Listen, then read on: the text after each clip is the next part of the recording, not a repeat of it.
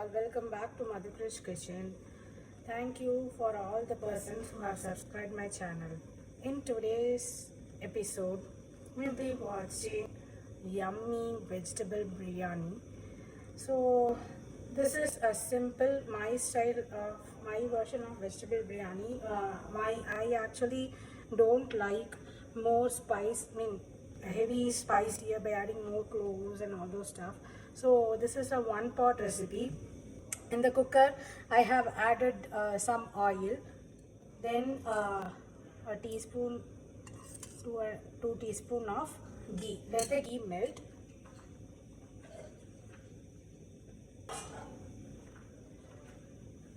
So the ghee has melted.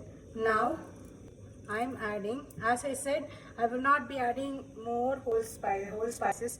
Actually, this itself is more. That's why I'm doing this for around 7 to 8 people. So it's a black cardamom, a few cloves, and I have crushed cinnamon, like few pieces, if you can see, like this. Then I'm adding it, and I'm also adding a little bit of sauce. Now into this goes 1.5 onion and coriander stems. Now I am adding required amount of salt for both the onions and the entire recipe. I will not add salt part by part, since I know how much amount of salt you can add for the recipe. I'm adding it in the beginning itself. If you are familiarized with adding the salt part by part, like first for the onions and then for the entire dish, you can proceed through the way. Now the onions have to be roasted. Next stage to the translucent stage, like all the water should get absorbed and onion should get shrinked. We will see after that.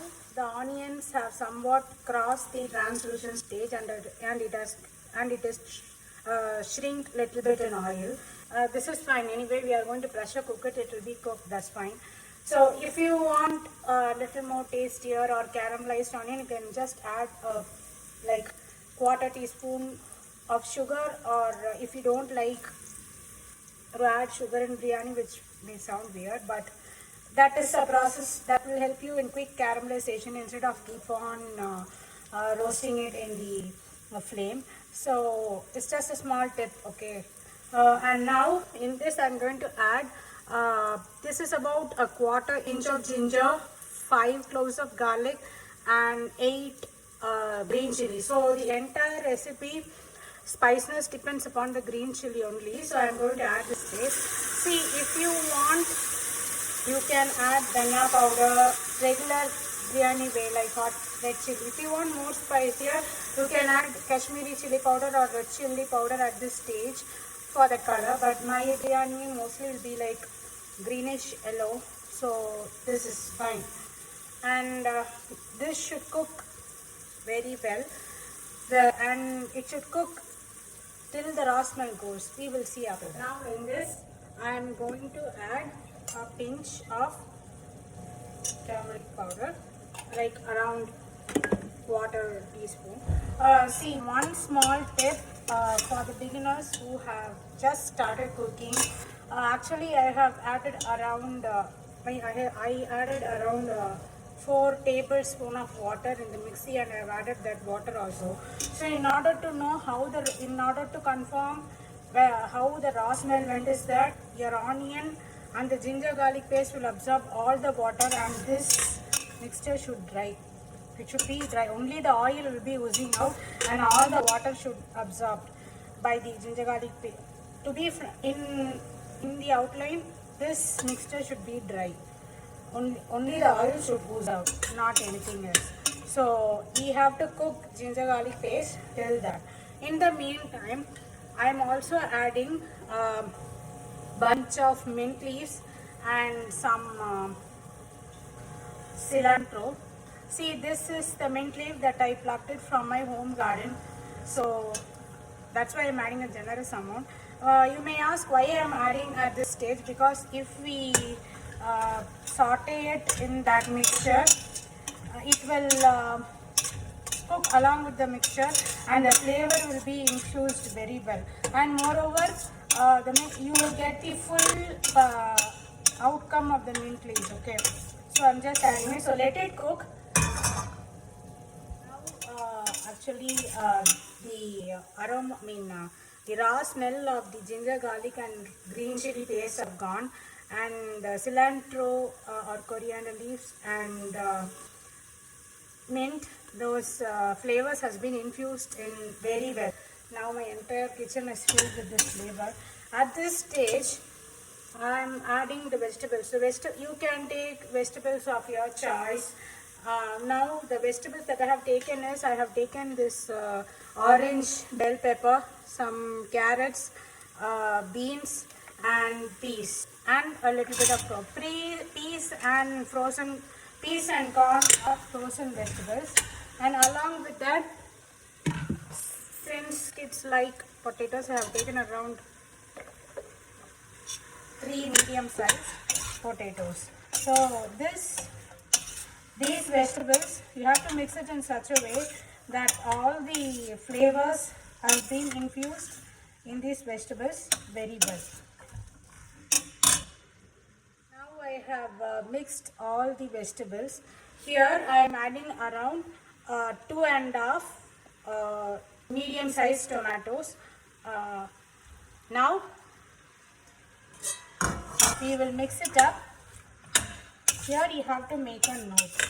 So these tomatoes and these vegetables, actually I will half cook these vegetables. So for that I am adding around quarter cup of water. So I know how much quarter cup will be. If you are not confirmed with the measurements, please do take a quarter measuring cup, measure it and then add. Okay, you cannot add excess amount of water, otherwise your biryani will not be in a perfect, you will not get the desired biryani output. It will be some other output which we don't want. So now we will close the lid, not completely, halfway, and I have kept the flame in medium. Then we will let it cook for around 5 to 6 minutes. And one important tip that I forgot to mention, while you are cooking onion and the paste, your flame should be between medium, low and medium. It should not exceed above medium because it might get burned. Now we will see the ingredients for simple onion raita. Many of you will know onion raita. So as I said in the beginning, this is just for beginners who's like have a passion for cooking and don't know what to cook, how to cook. It is for them. So I have take one medium sized onion. I think this will appear as big onion, but it's actually a medium size. Then 2 green chilies. If you don't like spicier version, you can skip green chilies, and a few chopped cilantro. So one important tip for making onion raita is you have to finely chop onions and cilantros. I have just roughly chopped in which I will fine chop it. That's the tip so that your raita will be incorporated together. And please don't add salt the moment when you prepare the raita, because salt will release water from the onion and you will get a watery raita. So when you are going to serve, just few seconds before that, just add salt and serve. Now I'm adding a small ladle of thick curd. In tablespoon it will be around 4 tablespoons. Okay. Now this curd has to get incorporated in all the vegetables. Actually the tomatoes has been mashed very well. This curd has to be incorporated in all the vegetables. For the onion raita, I have finely chopped onion, chillies under that, and a few bits of finely chopped cilantro. Now we will be adding curd. As I say, I am not going to add salt now.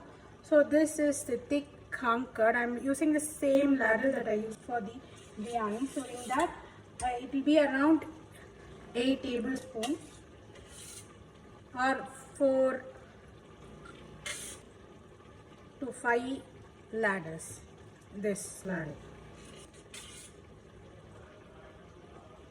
So we will see after mixing. And delicious onion raita is ready. As I said previously, earlier, I haven't added salt. Actually, lunch will be. I will be adding salt around lunchtime. So that's it. If you want, you can add tomato in it. Or another quick tip is, if you have hung curd, you can add that too. Hung curd will give a better, thicker and creamier version of your raita. So if you have hung curd, you can add half quantity of the salt now and the remaining while you serve, so that your raita will be in a perfect shape when you add salt and serve. I have taken around 2.5 cups of rice, so I am adding around 5 cups of water. So now I have kept the flame to high. It should come to one boil. In this stage, I have checked the salt consistency. The salt consistency is perfect. So let it come to a boil. In the meantime, I have soaked basmati rice, 2.5 cups of basmati rice for around 20 minutes, and I have drained the water completely. I washed this rice for around 4 to 5 times till the water comes out clear, and then I added drinking water for soaking. So I drained the water completely, and then once it comes to a rolling boil, I will be adding this rice. See, it started boiling. Now I am adding the rice. See, the rice should be completely drained. Actually, a little bit of water can there, so that when you mix it after putting in this, it should not break. And remember, don't keep on mixing. Okay, so just a slight toss. That's it. See how I am doing? That's it. Not more than that. Now, just for a little more tangy flavor, I am adding around half lemon. Or a few drops is fine. That will be more than enough. But I have had, since the quantity is more, I am adding the entire half amount. Now I will again check for anything, and then I will close the lid. So you have to pressure cook for around till you get 2 whistles. Your yummy and delicious veg biryani is ready. In order to give a rich flavor, I just roasted some cashew nuts in ghee, and I just put it on the top. If you like this recipe, do subscribe my channel, do share to your friends, and let them try this recipe. We will meet in another video. Thank you.